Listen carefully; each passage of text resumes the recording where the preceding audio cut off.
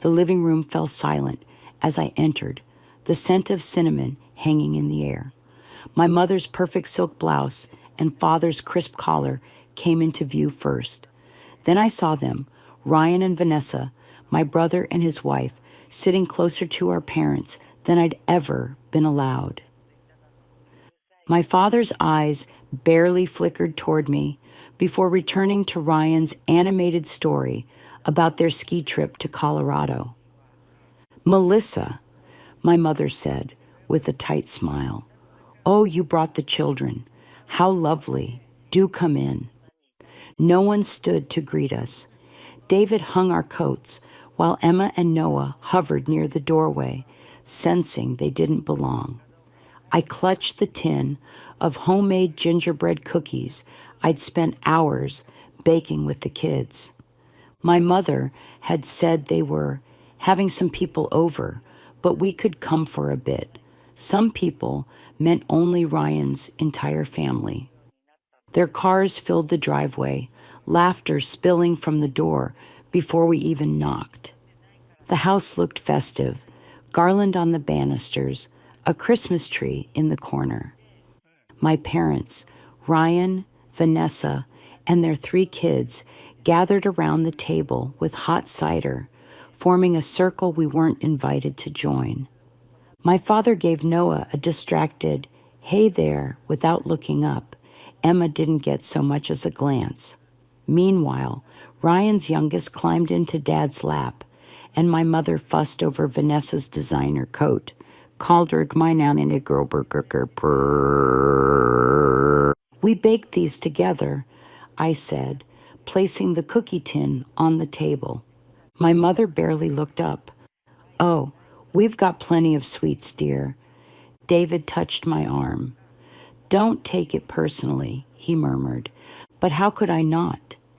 Especially when Vanessa flashed a new designer bracelet that made my mother gasp with delight. We stayed for an hour. My children tried playing with their cousins, but were excluded from games involving expensive tablets. In the car, Noah asked quietly, "Mom, did we do something wrong?" I shook my head. "No, sweetheart, not at all." That night, I couldn't sleep. The way my mother dismissed Emma's questions about the tree decorations stung worst of all. This wasn't indifference. It was dismissal. I wasn't imagining things anymore. 3 days later, my phone lit up with my mother's name. Her voice was uncharacteristically soft. "Hi, Melissa. I didn't want to bother you, but your father's car is making that noise again. We just don't have the extra money right now. If you could help us out, we'd be grateful." I called David into the room. "Do you know how much they need?" "No," I replied, "but I'll find out." This wasn't the first time.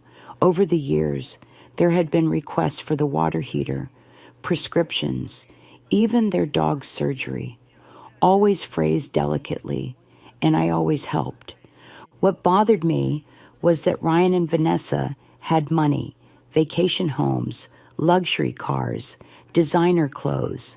Ryan ran some investment firm while I clipped coupons and took freelance bookkeeping jobs between laundry cycles. Why did my parents always come to me? I transferred $1,500 to my father's account. "Hope this helps." Her reply came quickly. "You're a blessing, Melissa." "Thank you, sweetheart." It was the first time she'd called me sweetheart in years. That word thawed something inside me. Maybe things were changing. Christmas plans hadn't been discussed, but I was certain we would be invited. After helping them again, surely my parents would want the whole family together. I baked spiced apple muffins and mailed them with cards from the children. I felt hopeful again. That night, I adjusted our budget. David kissed my forehead and said, "You're doing more than your share." I hope they see it. My chest tightened. I hope they saw it too. The week before Christmas, our house hummed with cheerful chaos. David wrapped gifts while the kids drew Christmas cards. The tree sparkled, and cinnamon buns cooled by the window. "Did you get the photo book printed?" I asked. David nodded, holding up a wrapped parcel.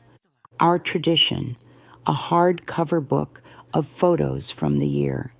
I'd spent hours arranging those pages, my way of saying, "Here's our life. We want to share it with you." "I thought we could drive down Christmas Eve," I said. "I'll bring pies and that cranberry chutney Dad likes." Emma asked, "Can we wear our matching sweaters?" "Of course. Grandma will love it."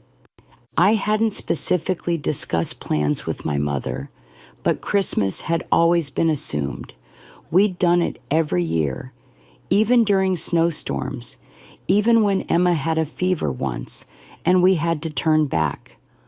When the phone rang that evening, I answered cheerfully.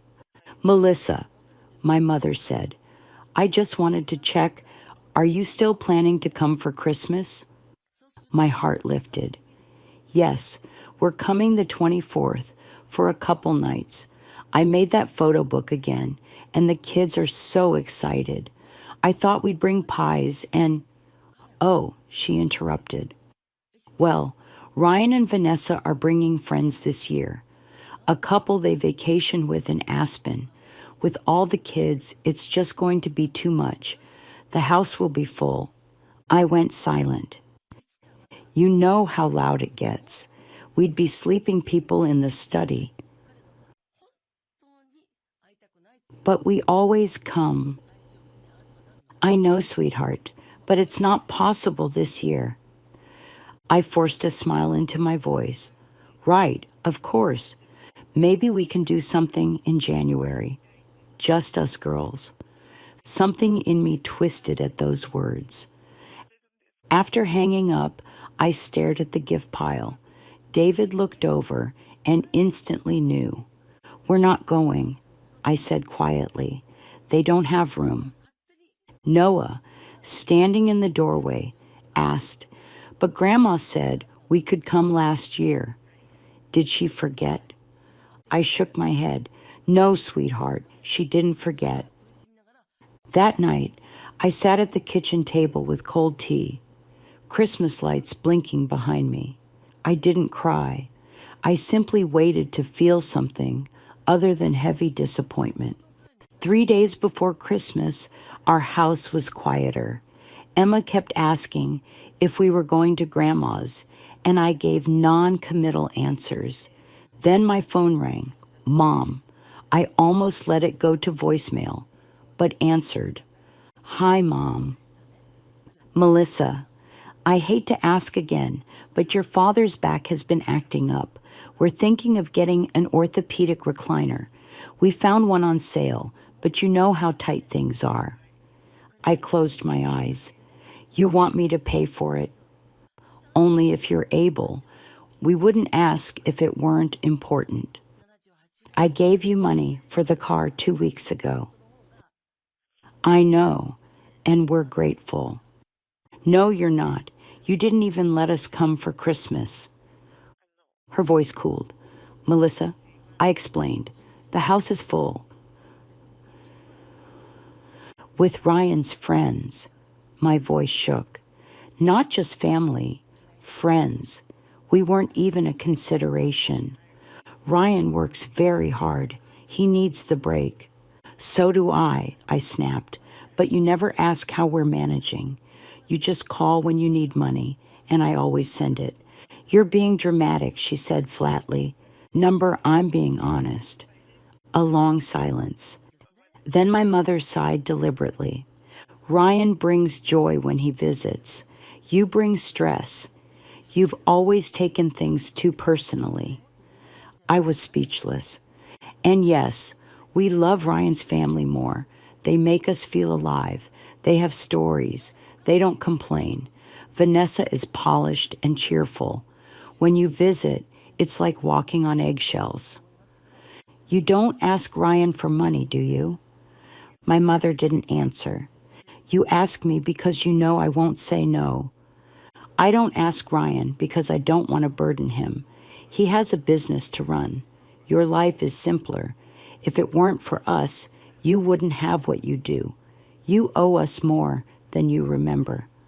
Cold disbelief washed over me. I owe you. Yes. You wouldn't have finished college without us.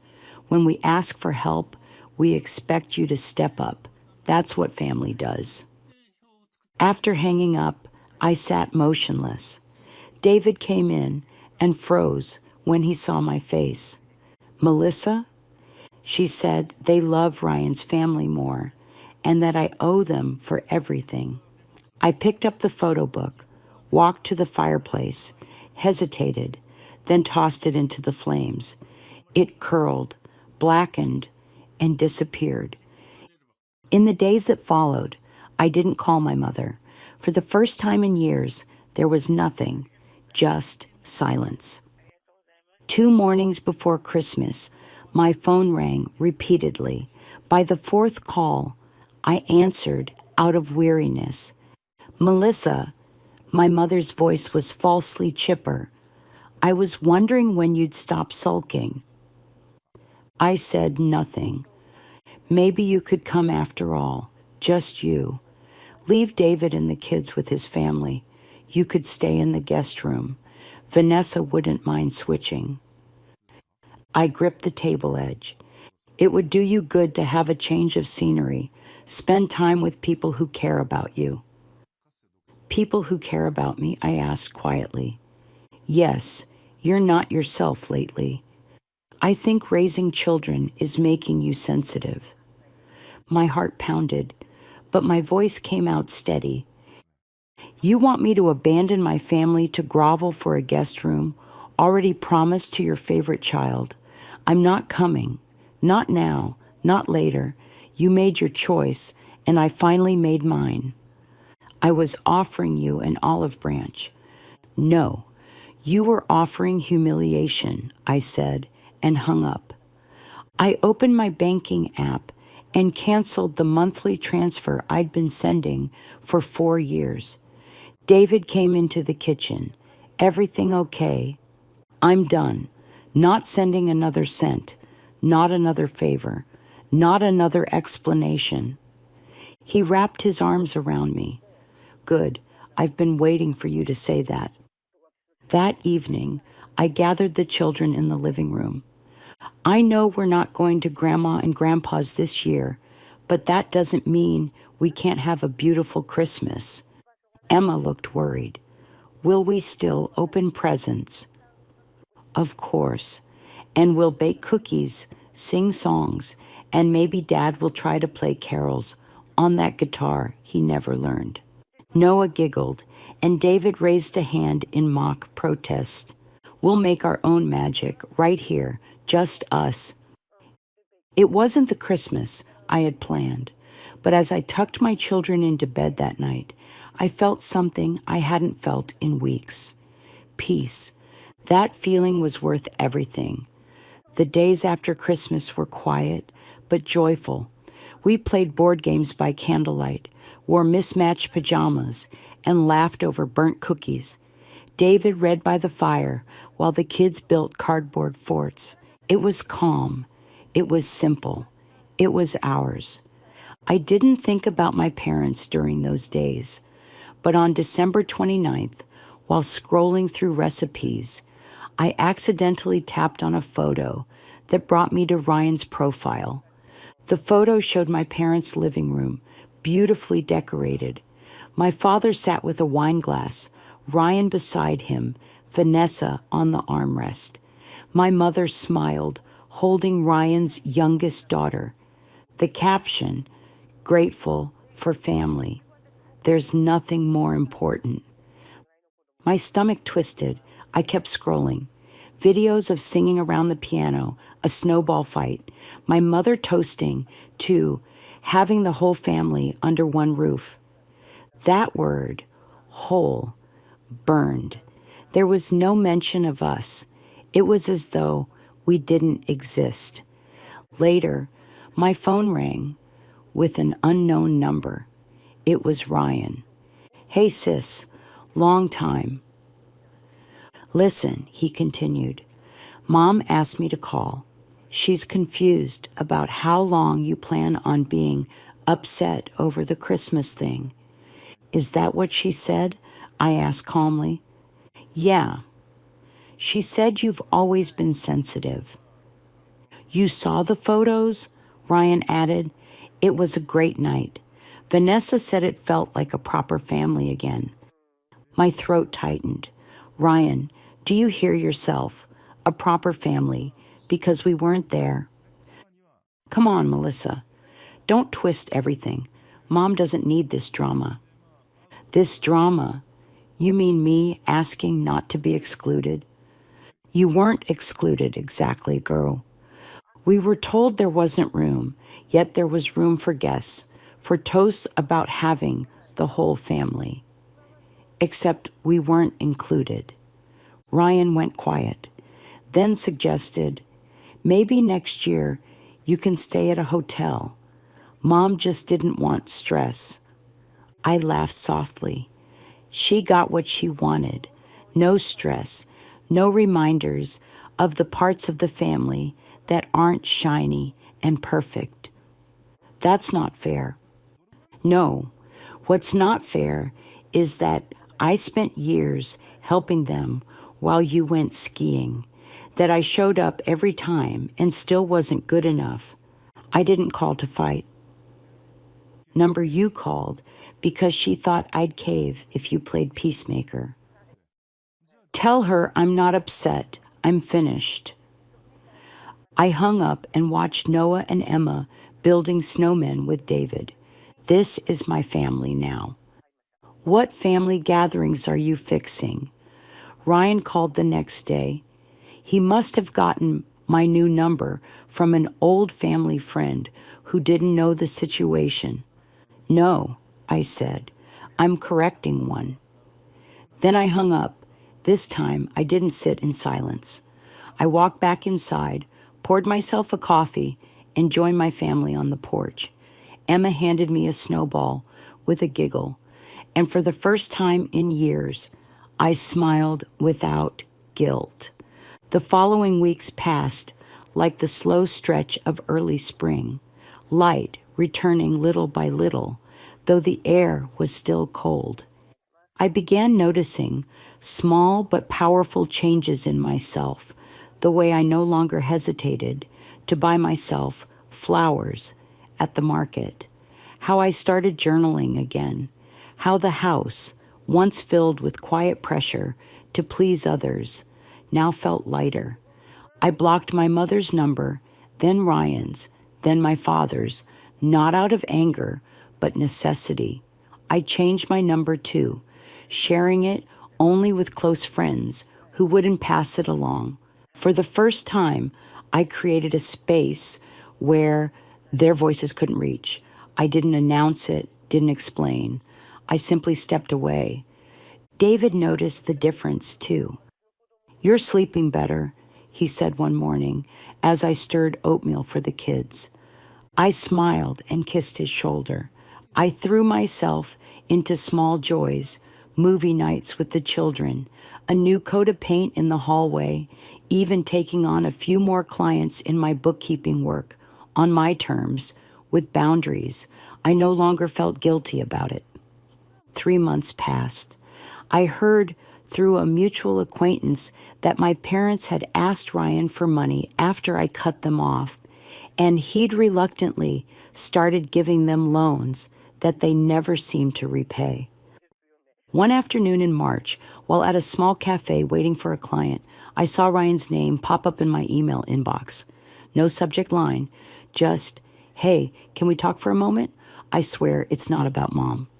Out of pure curiosity, I agreed. We met at a park near my home. I chose a public place on purpose. No pressure, no cornering, just clarity. Ryan looked the same, expensive jacket, confident posture, but there was something off about his expression, a bit more careful. He sat on the bench beside me. I didn't come to fight, he said quickly. I think we owe each other a straight conversation. I waited. Mom's still upset, he added, but she's not calling anymore. I think she finally got the message. I raised an eyebrow. That I'm not her insurance policy? He looked down, chuckled awkwardly, something like that. I folded my arms. Tell me something honestly, Ryan. Did Dad ever get that medical chair she said he needed? Ryan shook his head. Number, his back's fine. Always was. I blinked. She lied? I don't know if it was a lie or a guilt tactic, but yeah, he's walking fine. Still driving. Still playing cards every Thursday. No mention of pain. A quiet settled between us. And have you given them money lately? I asked. Ryan looked away. No, I haven't. And to be honest, they've never asked me. They're asking now, though, aren't they? I said knowingly. That's part of why you're here. I nodded slowly, my stomach twisting, not with sadness, but release. I had known, deep down, but now it was said out loud. I spent years carrying them, I said, more to myself than to him, quietly thinking it made me good, thinking maybe someday they'd see me. Ryan didn't answer. I'm done trying to be seen by people who never wanted to look, I added. He nodded a bit sheepishly. You look better now. Lighter. I am. We didn't hug when we parted. There was no speech, just a nod. And then I turned and walked away. I didn't look back.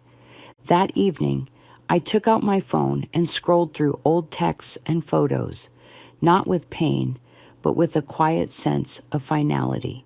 I deleted my parents' thread entirely, then Ryan's. Then I opened a new message and sent it to David.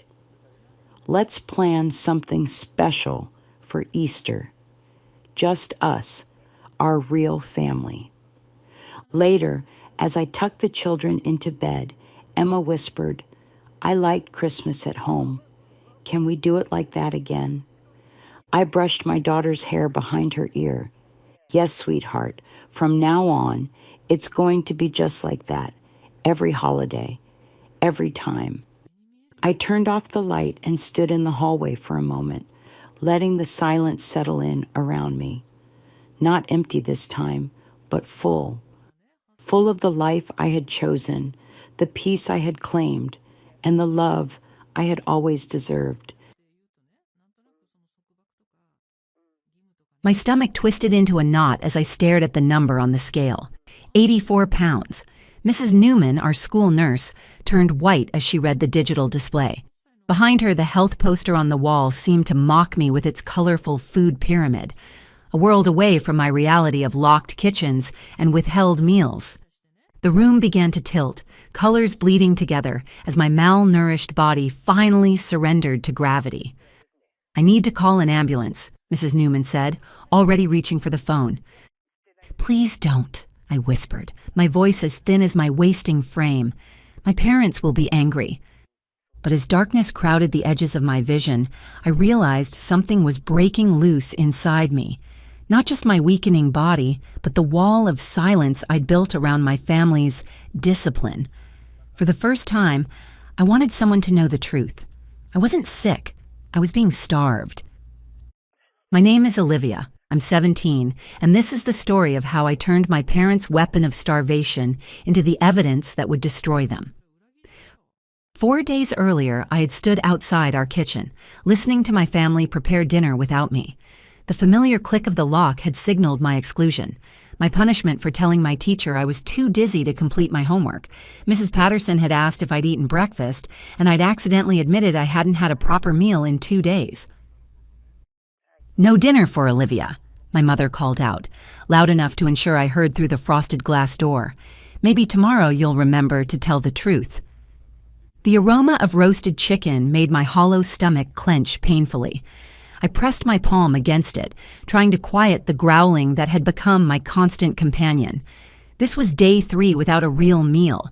I'd only managed to sneak a granola bar from my friend's lunch the day before.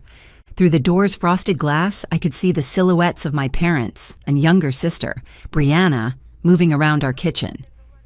"Brianna's eating with us tonight," my father announced. "Since Olivia can't seem to appreciate family dinner, she doesn't get to participate." Brianna, 13, said something I couldn't hear. Then Dad's voice, louder. "She'll eat when she learns respect. A little hunger builds character." I retreated to my bedroom, lightheaded from standing too long. At 17, I weighed 89 pounds, down from 120 just 6 months ago when this discipline had started. It began when I questioned why Brianna got new clothes while I wore threadbare uniforms from 2 years ago. "Ungrateful children don't deserve new things," Mother had said. "You'll get new clothes when you learn gratitude." The hunger punishments began small. No dessert, smaller portions, no seconds. But as I continued to show any sign of independence, asking questions they didn't like or expressing opinions they disagreed with, entire meals were withheld, sometimes for days. "You can have water," Mother had explained during the first long punishment, "and once you apologize sincerely for your behavior, we'll discuss food." The problem was, the definition of sincere kept changing. I'd apologize for whatever transgression they'd identified, but it was never enough. "You're just saying what you think we want to hear," Dad would say. "When you truly understand your wrongdoing, we'll see." What began as childhood discipline had evolved into something else entirely, something I was only beginning to recognize as abuse. But the conditioning was strong. Family business stayed in the family. That night, I lay in bed listening to my stomach growl while my family watched TV, laughing at some sitcom. A normal family evening, except one member was slowly wasting away in her room. I tried keeping food in my room, but Mother did regular searches. "Hoarding food is a sign of an eating disorder," she'd said when she found my hidden crackers. "We're doing this for your own good, Olivia, to break these unhealthy patterns." The irony wasn't lost on me. They were creating an eating disorder while claiming to prevent one. At school the next day, I moved carefully, conserving energy. During biology class, Mr. Rodriguez was explaining how the body breaks down muscle tissue when it doesn't have enough fuel. "The human body is remarkably adaptable," he said. "In cases of severe caloric restriction, it will cannibalize its own tissue to survive. First fat stores, then muscle, eventually even organ tissue." I wondered which stage I was in as the room began to spin. The darkness came suddenly. One moment I was taking notes, the next I was falling. In the hospital, everything moved quickly. 4 lines were inserted, blood was drawn, monitors were attached. Dr. Patel examined me while a nurse documented everything. "How long have you been restricting food?" and she asked gently. "I'm not," I said automatically. "I mean, I don't have an eating disorder. My parents—" I stopped, the conditioning still strong. "Your parents what, Olivia?" Something in her voice, professional but compassionate, broke through my walls. "They lock the kitchen," I whispered. "When I'm bad, when I lie or disrespect them. No dinner for liars, that's the rule." Dr. Patel's expression didn't change, but I saw her exchange glances with the nurse. "How often does this happen?" "More now. This time it's been 4 days, I think, maybe 5. I lose track." "And your parents are the ones withholding food?" I nodded, tears streaming down my face. "Dad says I need discipline. Mom says I'll eat when I learn respect, but I never learn it right. It's never enough." Dr. Patel squeezed my hand. "Olivia, what's happening to you is not discipline. It's abuse. I need to make some calls." The next hours were a blur of tests and questions. A social worker arrived, then police officers. My parents were called to the hospital. I could hear my mother's voice in the hallway, shrill with indignation. "This is ridiculous. Our daughter has an eating disorder. We've been trying to help her." But the blood tests told a different story. Severe malnutrition, vitamin deficiencies, muscle wasting, organs beginning to show stress. The clinical nutritionist who reviewed my case was blunt in her assessment. "This isn't anorexia or voluntary restriction," she told the team. "The pattern of deprivation, the specific deficiencies, this is consistent with involuntary starvation. In my professional opinion, continuing this would have resulted in organ failure within weeks. This is severe neglect that could have been fatal."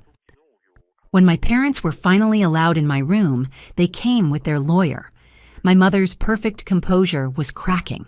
My father's authority was challenged by the medical professionals who wouldn't defer to his demands. "She's a troubled teen," my mother insisted. "She lies constantly, hoards food. We were trying to break these patterns." Dr. Patel's voice was ice. "Your daughter weighs 84 pounds. Her body is catabolizing its own muscle tissue. Her heart rhythm is irregular from electrolyte imbalance. This is what we see in concentration camp survivors, not troubled teens." "You don't understand," my father started. "Olivia is manipulative. She's probably been making herself sick for attention." That's when Brianna spoke up. My little sister, who'd been brought by a social worker, looked smaller than her 13 years. "They lock the kitchen," she said quietly. "I hear Olivia crying from hunger at night. Mom makes me eat in front of her sometimes, says it's to teach her consequences." The room fell silent. My parents turned to stare at Brianna in betrayal. "I didn't want Olivia to die," Brianna continued, tears rolling down her cheeks.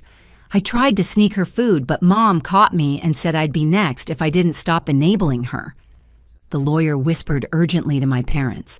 The police officers stepped forward. The social worker moved Brianna closer to me, away from our parents. "Mr. and Mrs. Thompson," the lead officer said, "we're placing you under arrest for child endangerment and abuse." My mother's mask finally shattered completely. "She deserved it," she screamed as they handcuffed her. "Ungrateful, lying little."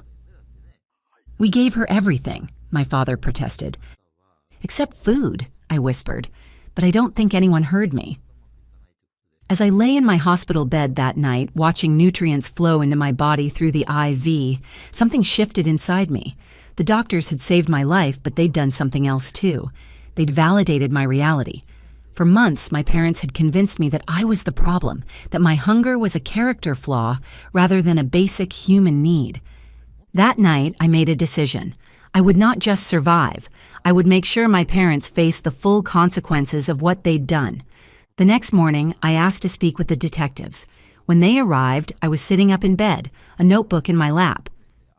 "I want to help with your case," I said, my voice stronger than it had been in months. "I've been keeping a secret diary of the food restrictions. It's hidden in my room, in a hollow space behind my dresser."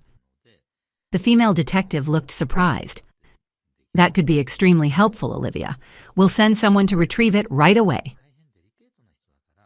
"There's more," I continued. "My mother keeps a punishment chart in her desk. It documents days of dietary restriction for various infractions. And there's a food diary where she tracks exactly what I'm allowed to eat each day." The male detective was already taking notes. "Do you know where exactly we can find these items?" I smiled slightly. "Top right drawer of her desk. The password to her computer is PerfectMother2025. She has spreadsheets tracking my weight loss. She called it my progress. Over the next 2 weeks, I worked with the prosecution team. I didn't just share what had happened. I provided evidence, dates, patterns. I remembered overhearing my mother on the phone with friends, discussing her tough love approach to my behavioral issues. I gave them names, dates, potential witnesses. "You're being incredibly brave," the prosecutor told me.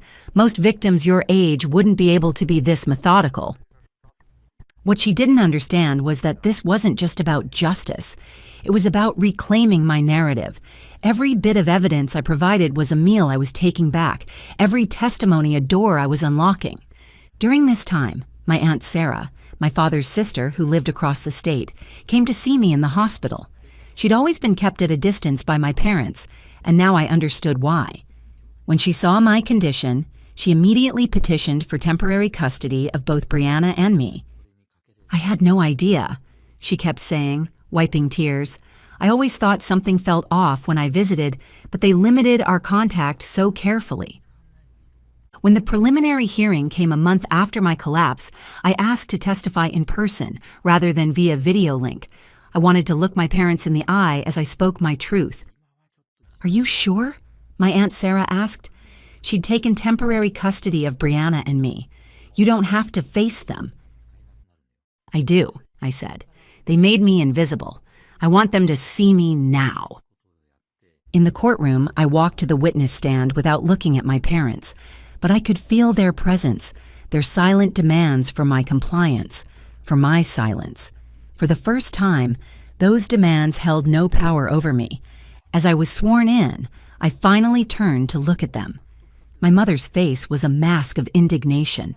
My father wouldn't meet my eyes. They seemed smaller somehow, diminished without their absolute control over me. For 2 hours, I testified about years of escalating discipline. I described the locked kitchen, the hunger that became so familiar it was almost a companion, the dizziness that became my new normal. I detailed how they would make Brianna eat in front of me, how they convinced the school I had an eating disorder when teachers became concerned. "Did you ever tell anyone what was happening?" the prosecutor asked. "They made sure I couldn't," I replied. "When the school called home once, they took away my phone for a month. They told me if I said anything, Brianna would receive the same discipline. And they convinced me this was normal, that all parents discipline their children this way, that I was just especially difficult to raise." When it was time for cross-examination, my parents' lawyer tried to paint me as troubled, manipulative, prone to exaggeration. But I had something he didn't expect: evidence, medical reports showing systematic starvation, the food diary in my mother's handwriting detailing my infractions and corresponding punishments, photos comparing me at the beginning of the year to the day I collapsed. "Your Honor," I said during a particularly aggressive line of questioning, "I'd like to show the court something." With the judge's permission, I stood and lifted my hospital gown just enough to show my protruding ribs. The skin stretched tight over my hip bones. "This is what discipline looks like," I said quietly. "This is what my parents did to teach me respect." The courtroom was silent. Even my parents' lawyer seemed at a loss. The judge cleared his throat. "I think we've heard enough for today." 3 months later, after a 2-week trial that ended with guilty verdicts on all counts, I sat in the courtroom for sentencing. My weight had increased to 105 pounds. I could walk without getting dizzy now. Brianna and I were living permanently with Aunt Sarah, who never locked any doors in her house and kept the pantry constantly stocked. My parents were convicted on multiple counts of child abuse and endangerment. Before announcing their sentences, the judge allowed them to make statements. My father spoke about disappointment and ingratitude. My mother cried about how hard it was to raise a difficult child. Neither apologized. Neither acknowledged that they'd nearly killed me. When they finished, the judge asked if I wanted to make a victim impact statement. I'd prepared for this moment, rehearsed my words carefully. But as I stood to address the court, I set aside my prepared speech. "For years, you controlled what entered my body," I said, looking directly at my parents for the first time since the trial began. "You used food as a weapon, hunger as a punishment. You nearly killed me in the name of discipline, but you failed." I took a deep breath. "I'm not here to tell you how you hurt me. The medical reports do that better than I ever could. I'm here to tell you that you no longer have any power over me. My body is mine. My hunger is mine. My recovery is mine." I turned to the judge. "I don't need them to apologize. I don't need them to understand. I just need them to have no power over anyone else ever again." My mother received 15 years. My father, 12. The difference: the food diary in my mother's handwriting showing she was the primary architect of the starvation plan. As they were led away, my mother turned to look at me one last time. I held her gaze steadily, a granola bar in my hand. I took a deliberate bite as she disappeared through the courtroom door. I'm 19 now, living with Aunt Sarah along with Brianna. I'm at a healthy weight, though I still see a nutritionist regularly. Some days are harder than others. Sometimes I still feel guilty for eating a full meal, still hear my mother's voice saying I don't deserve it. But I'm learning that food is fuel, not a reward. That hunger is a signal, not a punishment. That I deserve to take up space in the world, to nourish my body, to exist without earning the right to eat. Brianna and I cook together now. She's teaching me recipes she learned from our parents while I was locked out of the kitchen. We don't lock any doors in Aunt Sarah's house. The pantry is always open. There's always fruit on the counter.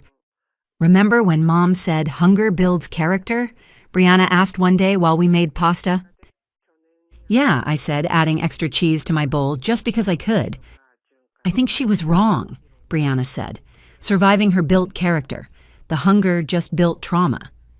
She was right. I survived systematic starvation disguised as discipline. I lived through severe neglect disguised as parenting.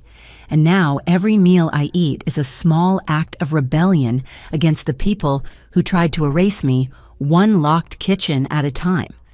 The nutritionist was right, too. It was dangerous neglect. They just used hunger as their weapon instead of something more obvious. But the body keeps score, and mine told the truth when I finally allowed it to speak. They tried to starve me into silence. I eat now. 3 meals a day, snacks when I'm hungry. It's revolutionary, it's recovery, it's resistance. And it's mine. Before you go, here's a quick bonus for sticking around. If you love learning and growing like I do, you need to try audiobooks. I've got an exclusive deal with Audible. Your first month is completely free. That's access to over 500,000 titles, zero cost to you. All the details are waiting in the description. Don't miss this one.